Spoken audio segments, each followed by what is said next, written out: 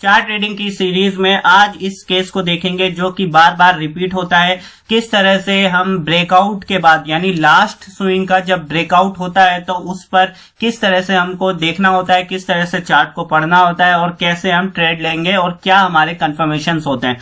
तो उन सारे चीजों पर बात करेंगे लॉजिक के साथ कि आपको क्या क्या लॉजिक को ध्यान में रखना है। तो यहां पर सबसे पहले आपको देखने को मिलेगा कि मार्केट जो है गैप अप ओपन हुआ था, यानी मार्केट बहुत ऊपर खुला था।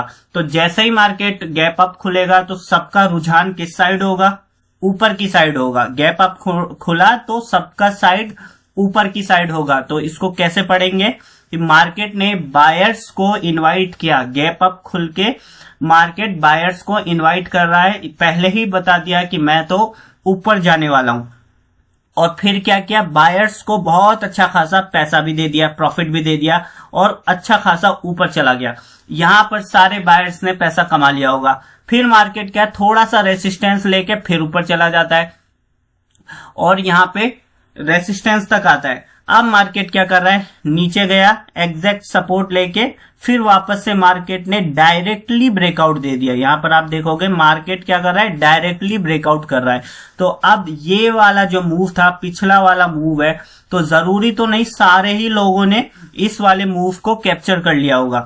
तो जिन्होंने इस मूव को कैप्चर नहीं किया होगा वो फोमो के अंदर होंगे, वो अफसोस में होंगे, वो गिल्ट फील होंगे कि अरे का ये वाला मूव हमसे छूट गया, काश हम ले लेते तो आज पैसा कमा लेते। तो उनका अगला कंफर्मेशन कहां पर आएगा, वो अगला कंफर्मेशन आएगा इस स्विंग, लास्ट स्विंग के ब्रेकआउट के बाद। तो जैसे ही मार्केट लास्ट स्विंग का ब्रेकआउट करता है और डायरेक्टली करता है, मार्केट क्या है बहुत तरीके से ब्रेकआउट करता है।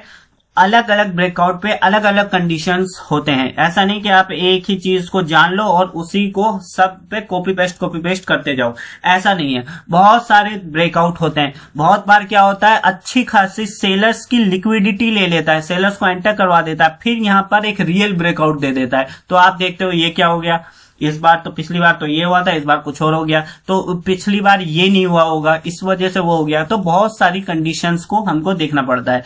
लेकिन यहाँ पे हमको क्या देखना पड़ रहा है, मार्केट सेलर्स को इतना अच्छा भी ज्यादा अच्छे तरीके से एंटर नहीं करवाया और सिर्फ बायर्स ही बायर्स को एंटर करवा रहा है। और यहाँ पे मार्केट क्या है, बिना सेलर्स को इन्वाइट किया, यानी यहाँ पर सेलर्स को इन्वाइट नहीं किया इस रेसिस्टेंस पे, कि लास्ट टाइम भी यहां से इस रेसिस्टेंस से नीचे गया था तो यहां से भी नीचे जाना चाहिए था, तो सेलर्स इनवाइट होते हैं। लेकिन मार्केट ने सेलर्स को इनवाइट किए बिना ही ऊपर चला गया।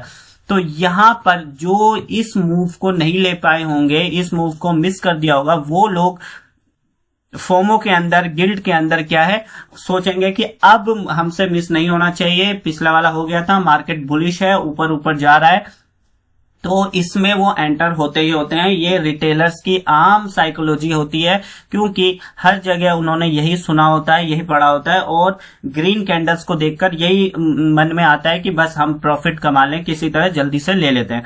तो अब सोचने वाली बात है, जब मार्केट इतना ऑलरेडी मूव कर चुका है तो क्या हमको ऊपर का ट्रेड लेना भी चाहिए? तो ये वाला लॉजिक हमको देखना चाहिए इस ब्रेकआउट पर, क्योंकि यहां मार्केट क्या है, ज्यादा नाटक नहीं किया है। मार्केट कभी कभी क्या करता है, जब उसको रियल ब्रेकआउट देना होता है तो बहुत ज्यादा नाटक करता है, लेकिन यहां तो मार्केट नाटक भी नहीं किया है, डायरेक्टली ही ब्रेकआउट दे दिया है। तो इस वजह से क्या है ना, हमको पढ़ना पड़ता है इस तरह से कि मार्केट ने डायरेक्टली ब्रेकआउट दे दिया और ब्रेकआउट करने के बाद मार्केट क्या कर रहा है, अगर रियल ब्रेकआउट होता तो रिटेस्ट करके फॉलो थ्रू देके अच्छा खासा निकल जाता ऊपर, जैसे कि यहां पर किया, यहां पर थोड़ा सा रेसिस्टेंस लिया, ऊपर निकल गया। लेकिन यहां पे मार्केट ने क्या किया, छोटी छोटी कैंडल बना दिया, रिटेस्ट करके फॉलो थ्रू नहीं दे पा रहा है। तो ये होगा हमारा कंफर्मेशन, कि ये हमारा कंफर्मेशन हो गया। जब भी मार्केट ब्रेकआउट देने के बाद रिटेस्ट पर आए और छोटी छोटी कैंडल बनाने लग जाए तो फिर हमको किसी भी एक पुल बैक पे नीचे का ट्रेड ले लेना होता है। तो ये हमारा सेटअप था डायरेक्टली ब्रेकआउट का। तो फिर से मैं बता दूं, हर जगह कॉपी पेस्ट नहीं करना होता है, पिछले बिहेवियर को भी देखना पड़ता है कि ये पिछला बिहेवियर कैसा क्या है, कहीं सेलर्स को स्ट्रांगली ट्रैप तो नहीं किया है। लेकिन यहाँ पर आप देखेंगे कि यहाँ तो सिर्फ बायर्स को ही इनवाइट करते करते ऊपर जा रहा है। तो जब बायर्स बहुत ज्यादा आएंगे तो क्या होगा, नीचे बायर्स के स्टॉप लॉसेस भी तो जमा होना शुरू हो जाएंगे। बहुत सारे बायर्स इन ग्रीन ग्रीन कैंडल्स को देख के बाय साइड का ट्रेड लेंगे तो उनके स्टॉप लॉस नीचे जमा होते जाएंगे। तो मार्केट एक बार उनके स्टॉप लॉस को हिट करने तो जरूर आएगा। लेकिन अब जैसे मार्केट यहां पर आ गया तो अब आपको नीचे का ट्रेड नहीं लेना है।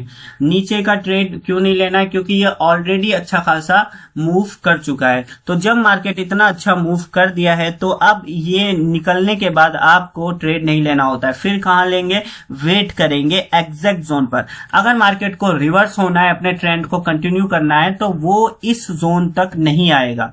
अगर इस जोन तक आ जाता है तो फिर आपको नीचे का ट्रेड लेना है। कब लेना है, जब मार्केट यहां से एक रेसिस्टेंस लेता हुआ, सपोर्ट लेता हुआ बताएगा और यहीं जब वीकनेस शो करने लग जाएगा इस तरह की, तो आपको डाउन ट्रेंड में कंटिन्यू हो जाना है, उससे पहले नहीं होना है। लेकिन अगर मार्केट को रिवर्स होना है, जैसा कि ये होते हुए भी बता रहा है, तो वो यहीं से एग्जैक्ट जोन पर आने से पहले ही रिवर्स हो जाता है। और मार्केट ऐसा क्यों करता है, क्योंकि सारे रिटेलर्स क्या है, सपोर्ट पर बाय करते हैं। जैसा कि यहां पर लास्ट टाइम गया था, यहां से कितना अच्छा ऊपर चला गया, फिर यहां से ऊपर गया था।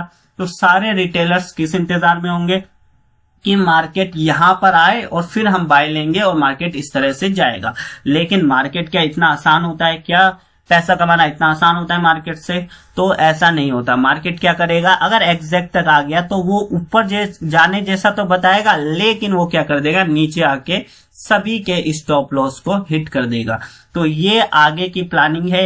एक प्लानिंग नंबर ये है कि अगर मार्केट एग्जैक्ट पर आता है तो पुल बैक पे एंट्री करेंगे, और अगर मार्केट एग्जैक्ट पर नहीं आता, यहीं पर क्या है, हॉल्ट करने लग जाए, जैसे कि यहीं पर हॉल्ट करने लग जाए, तो फिर हम थोड़ा सा वेट करके ऊपर का ट्रेड ले लेंगे। तो ये दोनों प्लानिंग होती है। क्योंकि मार्केट इस वक्त बहुत ही सिंपल तरीके से चल रहा है, तो हमको सिंपल ही रखना है ट्रेड ट्रेडिंग के लॉजिक्स को। तो ये थी आज की चार्ट रीडिंग, जिसमें डायरेक्टली ब्रेकआउट का एक सेटअप हमने देखा कि मार्केट जब भी लास्ट स्विंग का ब्रेकआउट दे और ब्रेकआउट के बाद इस तरह का वीक बिहेवियर करे, तो फिर वो एक बार नीचे जरूर आता है। तो इस चार्ट की वीडियो में इतना ही, मिलते हैं किसी और वीडियो में, तब तक के लिए बाय।